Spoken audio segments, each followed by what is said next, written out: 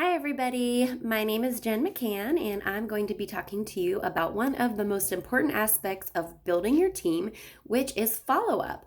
Follow up is a way to create long lasting customers and also find those customers that would be great stylists and start bringing them in to your team. So, when should you follow up? I like to use a general rule of thumb of the 222 rule. I like to follow up 2 days after my customers have either received their sample or their order. And follow up with them about the product and see if they need any help putting it on. And that just starts to build the relationship.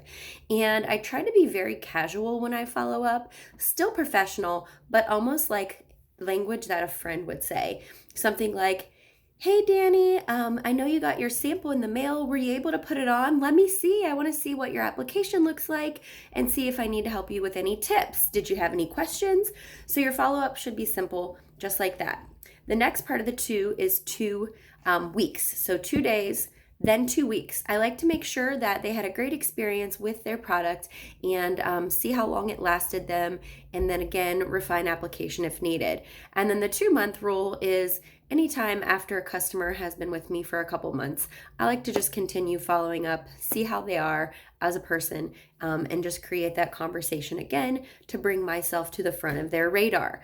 That conversation might be something like, "Hey, how was your summer? Things were so crazy around here. Did you do anything fun?"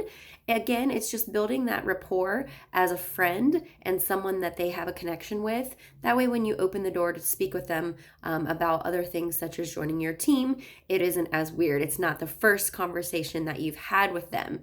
I like to write my follow-ups down in my calendar so you can see Friday the 30th. I do follow-up Friday. It's not the only day I follow up, but it's my main goal for my business that day. And I follow up in a couple of ways. New customers, so people that have ordered, that got their product, I want to make sure I absolutely check in with them, just like I explained. So this will be about 2 days after they have gotten their product in the mail. Then this is a sample request. So again, about 2 days after she's gotten it in the mail, because I'm going to be mailing those out tomorrow, which is Monday. And then I also have opportunity follow-ups here. So those are people that I have already planted the seed with that I am going to check back in and see what questions that they have. You said you were going to follow up with customers. You always say that when you're talking with them. It's something that you can do to make them have an experience that they won't get anywhere else. It's what you said you're going to do, so you make sure that you do it. That way they know that you're true to your word. When you're having those conversations with your customers and potential stylists, have posture, confidence. Make sure when you're talking to them that you are sure of yourself. And again, that is very casual conversation so that it doesn't come off, weird and creepy. An example of what that conversation might look like is, "Hey, I know you're still loving your color street. I saw your order come in from my album sale. Have you ever considered being a stylist and actually making money off of this? Color Street just added 3 new sets to the stylist kit, which makes it 13 sets that you'll get in the starter kit plus samples, all for $129. What questions do you have, or have you ever considered this?" So I just say it super casual just to see what their response is, because then the conversation is open. They may say no, and that's okay. If they say no, I write down why they said no. If it's time, I always write in my calendar another time to circle back with them if it's timing. So for example, one of my potential stylists is a teacher. She said she was interested. She had a lot of people from her party that hadn't purchased but got samples and decided they really loved the product, and she was wondering the best way to go about getting them connected with me. And I said, "Well, you could be a stylist. Have you ever considered it?" She said, "I have, but honestly, right now is not a good time with school starting." So what am I going to do? I wrote it in my trusty calendar under follow up, and I'm going to follow up with her in a few weeks to see if things have slowed down a bit. Okay. If their objection is something like they don't have the money, you can work things out with them and talk about how they could save up for the kit, or different things you can work out with them in order to help them get the money for funding their kit. So always, it's nice to bring it up to your customers during this follow-up, because then you hear what their objections might be. Okay, you can't just throw out the hook and hope someone bites. So what I mean by that is you can't just put a post up in your group that says, does somebody join my team? Join me now. Who wants to join me? Sometimes people will catch on to that and message you, but very rarely. What you have to do is follow up. Follow up with your customers, follow up with people that you think would be great. Give them a compliment.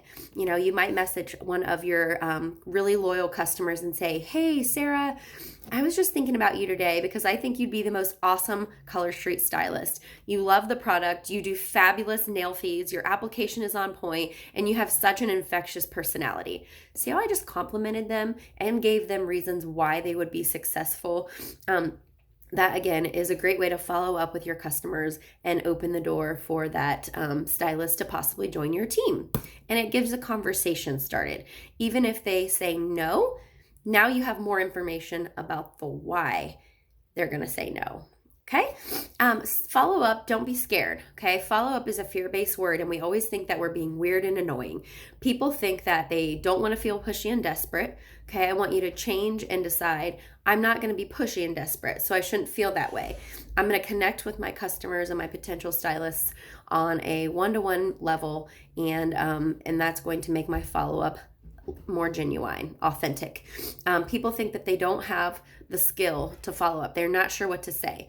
Lots of stylists I reach out to say, I'll say, have you reached out directly to anybody to ask them if they had any interest in being a stylist? And they'll say, well, I'm not sure what to say. Fire your brain, hire your heart. Okay. Be honest. Tell them again, like I've said, why they would be a great stylist, and just listen to what they have to say. You don't have to have it all figured out. You just have to be real and authentic and genuine and open the doors for the conversation. We're afraid people are going to say no. It's okay if they say no. Instead of thinking, oh, but what if they say no? Think about, how can I serve my customers and potential stylists? This is an amazing opportunity, and if you face every conversation with that in mind, you will be so much more postured and confident when you go into that conversation. People also make false assumptions. I'm guilty of it. Sometimes we think, oh, well, she would never want to do it. She doesn't need extra money. She's a doctor. Or, oh, she's, not somebody that would ever do that. She's so busy. She has tons of kids. She has a job. They're all in sports. Don't make false assumptions and leave anybody out. Remember why you started this opportunity and what opportunities it's given to other women, and think about how it could serve the people in your circle in your life. And last, we always think that we haven't earned the right to follow up, or that they will contact us when they want to join. If they want to join, they'll message us. Sometimes that may be true, but very rarely. Sometimes they might be waiting and thinking, well, if she hasn't mentioned it to me, she probably doesn't think that I would be good at this. Or maybe they honestly, genuinely haven't ever thought about it until you bring it up. So don't be afraid to follow up. It's something that sets you apart. It gives you more information about your customer, and it creates that long-lasting connection and relationship that not only opens the door for more sales for you, but also for potential stylists. If they don't want to join, oftentimes they may have a referral that they could give you down the line. So do not be afraid to follow up. Do it very confidently, fearlessly, and know that this is one of the best ways to build your team. Hope this helps, guys.